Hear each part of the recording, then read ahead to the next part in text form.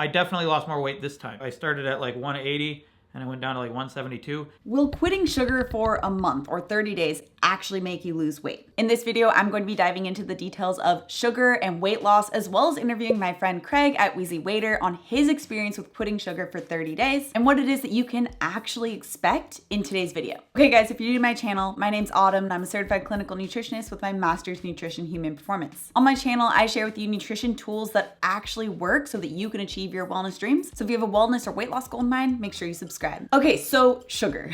Sugar is really just the most simple form of carbohydrates. And carbohydrates can range from bread to broccoli, or the sugar that you're adding into your coffee. Not like this one. Now, whether or not it's going to be broccoli or bread, the thing that both of these foods have in common is that it's going to cause your body to secrete the storing hormone insulin. And depending on which one you're having between the broccoli and the bread, the amount of the storing hormone that you will be secreting will greatly vary. I'm just swinging these around the whole time while I'm talking. The carbohydrate symphony, and I'm done. So for example, with broccoli, it's going to have a lot less carbohydrates and a lot more of fiber that's going to slow the release of those carbohydrates. Because not only does the amount of carbohydrates matter when it comes to the storing hormone insulin, also the speed at which you're absorbing it. And fiber, which is going to be in a lot of things like vegetables, will really slow down that speed. So you're going to get a pretty low secretion of that fat storing hormone insulin when you eat something like broccoli. Where if we look at bread, on the other hand, bread is going to have a lot more of those carbohydrates with a lot less of the fiber to slow it down. So not only are you getting more of the carbohydrates, you're also getting less fiber, and therefore you're going to get a lot bigger of a spike of the fat storing hormone insulin. And sugar, especially when it's added into things like if you're having coffee, that's going to be a lot of those simple carbohydrates with zero of the fiber, which means you're going to get the biggest spike in the storing hormone insulin, which is why when people are looking to achieve a weight loss goal, limiting the amount or even removing the added sugars is a really great tool to make it a lot easier for your body to actually tap into fat burning mechanisms, because you're not going to be secreting as much of that fat storing hormone insulin. And the average American adult consumes around 77 grams of added sugar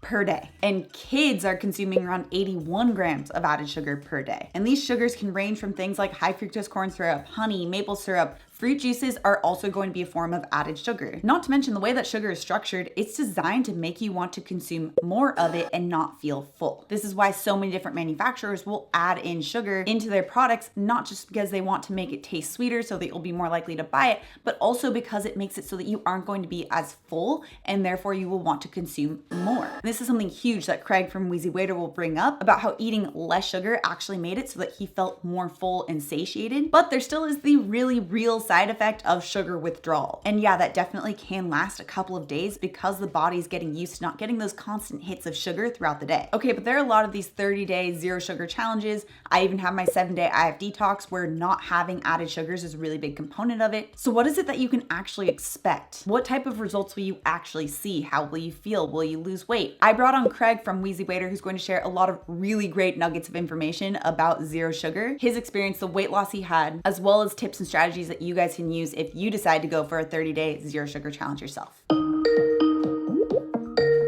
Hello. Hi, how are you? I'm good. How are you? You've been doing so many challenges. You're just basically becoming the perfect human. I'm trying to be, yeah. Your latest one, you packed in, it was social media, no sugar, and then no alcohol, right? My wife, China, was just like, we should do no sugar again.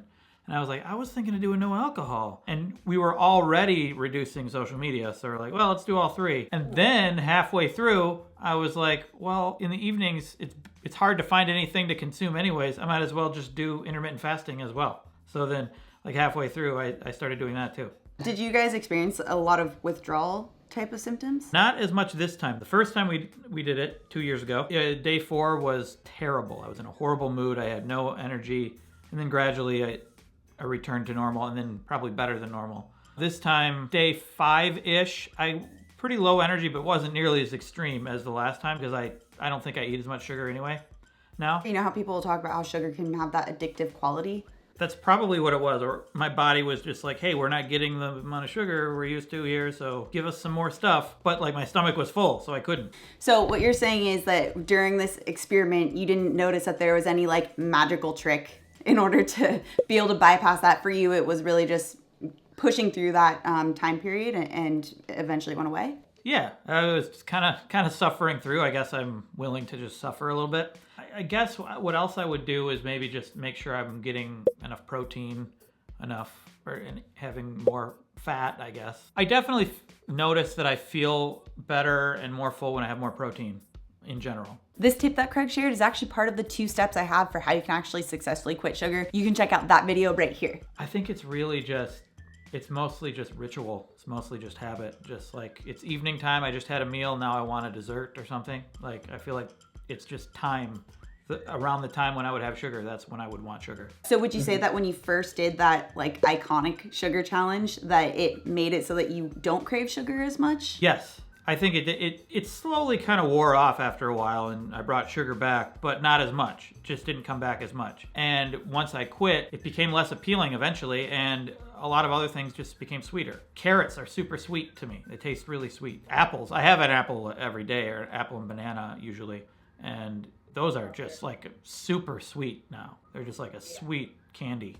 You guys had to really look into the actual products. Like there are a lot of products that sneak sugar in. Since you were more aware of that after doing that first challenge, did you find that afterward that you were actively not choosing the items that would usually contain that added sugar sneakily? Yes. Well, in general now, I just avoid packaged things. Like I just assume everything has sugar in it. Apparently China doesn't have the same thing because she didn't think that sriracha was going to have sugar in it. And I was like, it's totally going to have sugar in it. Like, of course it's going to have sugar in it. And it did.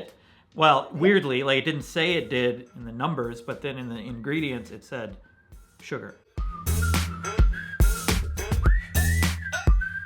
I don't seek it out as much. I definitely eat more fruit, more vegetables, things that don't come in a package like that. This tip that Craig is talking about on avoiding packaged foods is one of the easiest ways that you can start cutting out sugar pretty much instantly. Obviously, we know it's used to sweeten foods, make it taste better, but it's also used as a preservative, which is why it's used in a lot of packaged foods. So a good rule of thumb, and something I talk about in my programs as well, is if it can sit on a shelf for longer than 2 weeks, or if it doesn't need to be refrigerated, it's probably not going to support your wellness and weight loss goals. I definitely lost more weight this time. I started at like 180 and I went down to like 172, probably for several reasons. A big one is like when I quit alcohol. I've quit alcohol for periods of time, different times in my life. I never usually lose weight because I just go right to sugar. I just replace it with desserts. This time I couldn't go to sugar. So I lost weight. So do you feel like you've been surprised by anything about how food can affect your body? I'm discovering about myself is I just, obviously from what I do on my main channel, like I like the challenges. To me, that works better.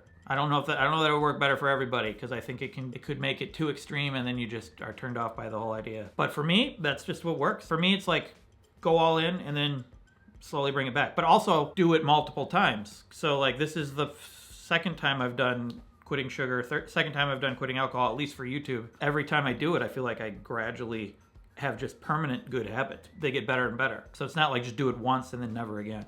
I'm also surprised at how well intermittent fasting works. Like that, out of all the challenges, like that one, I think it seems like that works every time. Now, greatly reducing your sugar content, especially added sugar, is an amazing tool for helping you to achieve your weight loss goals. But just like Craig mentioned, one of the best strategies that you can utilize in order to achieve your weight loss goals is going to be intermittent fasting. If you're new to intermittent fasting and looking for exactly how you get started, you can check out this video next. Also, if you're new to my channel and you love this science-backed information, make sure you subscribe right here. Come out with new videos every Tuesday and Thursday. All right, guys, thanks so much for tuning in, and I'll see you in my next video.